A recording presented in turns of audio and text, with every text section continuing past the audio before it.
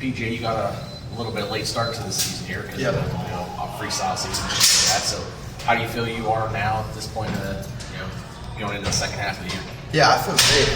I think that freestyle season kind of kept me in shape and kind of prepared me for the season. And I was just super pumped to wrestle folk style again. It's been a little while, and I'm just grateful to be here. So every opportunity I get to compete is awesome. Is there anything you do to ease the transition, or is it just a matter of flipping a switch? For me, it was pretty easy. I love wrestling, so anytime I get to compete, I'm thankful. So obviously sometimes you get a little burnout and your body hurts a little bit, but I think we do a good job here. The coaches do a good job of keeping me healthy and feeling good, and I think that's probably the most important part. What were your expectations coming in? Did you think you would be the lineup, or would you have been content to? Honestly, I kind of didn't really care. It was more like I have full, complete trust in the coaches, and whatever they wanted me to do is what I was going to do. I think it was pretty much their decision, and they wanted me to wrestle, so I wrestled. Is anything maybe more of a challenge than what you would think it would have been in folk style, and maybe how have you adjusted? I think the college season is definitely a little different than obviously high school stuff.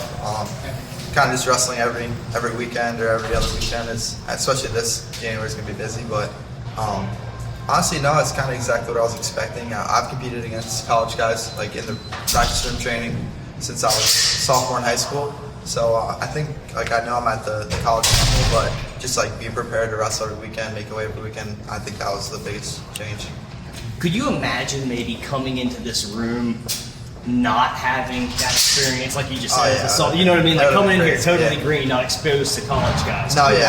I probably still wouldn't have scored a takedown by now, so I wouldn't even, I don't know, it's crazy the levels for sure, but I was obviously lucky enough to have that opportunity to train with those college guys early.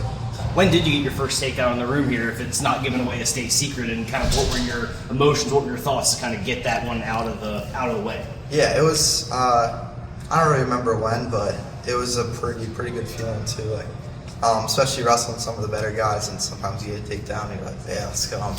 It's a good feeling for sure. It helps the confidence. How much do you think about that freestyle run? I try not to think about it too much just because it's the past and I'm just worried about the future and being in the present. But it is sometimes I'll look back and be like, man, that was a really good time. Especially with my friends and stuff, traveling when we were 7 guys deep for E23s. That was a really cool experience.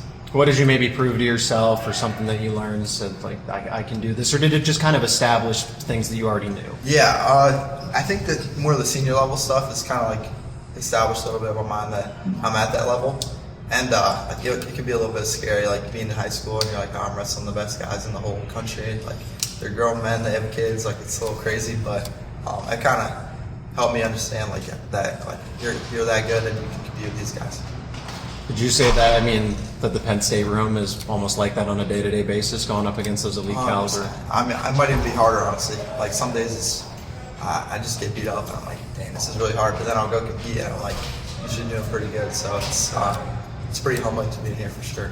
I was going to ask, do you find it easier competing, on the mat, against college guys compared to what you're doing here in the room? I think so, honestly. I think it's the practice here harder than the college season and stuff. Obviously, there's really good college guys out there, but wrestling Pilutik or Zane Rutgers, that'll put you back in your place where you need to get up. But can you speak about the 157 spot? Yourself, Tyler Kasak, Joe Seeley. All you guys are highly touted in your own right. Just the competition and the iron sharpens iron. Just the level that you're able to get better just by right there at that weight class. Yeah, I think it's a great thing to kind of have guys like that can push us, and we all push each other. So it's kind of just a great thing, and we all get each other better. So it's pretty cool, especially none of us really have ego, so we can have a conversation and decide. Some guys probably have problems when they see them if they're beating one guy or one guy starting over another. It can probably cause some issues, but we're all really cool with each other, and it's awesome sharing with each other and not have problems. Can you speak about Joe Seeley, just who he is as a person, practice partner, how easy he is to get along with? Joe is probably the easiest person ever to get along with because he'll never start an argument. He's the guy who will sit back and say you want to go to a restaurant, he doesn't like the restaurant, he won't say he doesn't like it. So it's like he just goes with the flow. He don't really care, and he's a great partner. I wrestle with him a lot, and I'm glad he's here. How close are you with Marcus Blaze? You know, both of you come in highly touted from 1A, 1B in the high school rankings. I don't know how much you pay attention to that, but what's your relationship with Blaze? Yeah, me and Marcus are definitely super close.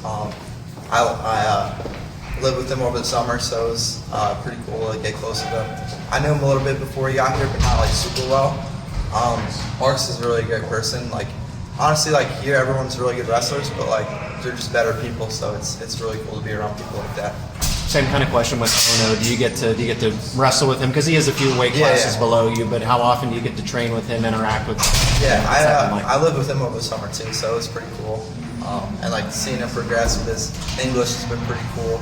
But he's a really good person too. Obviously, it's a little harder to communicate with him, but he's getting better. So he's a great person. I wrestled with him like 2 or 3 times, and it was good all times. We were just getting into it. Good partner.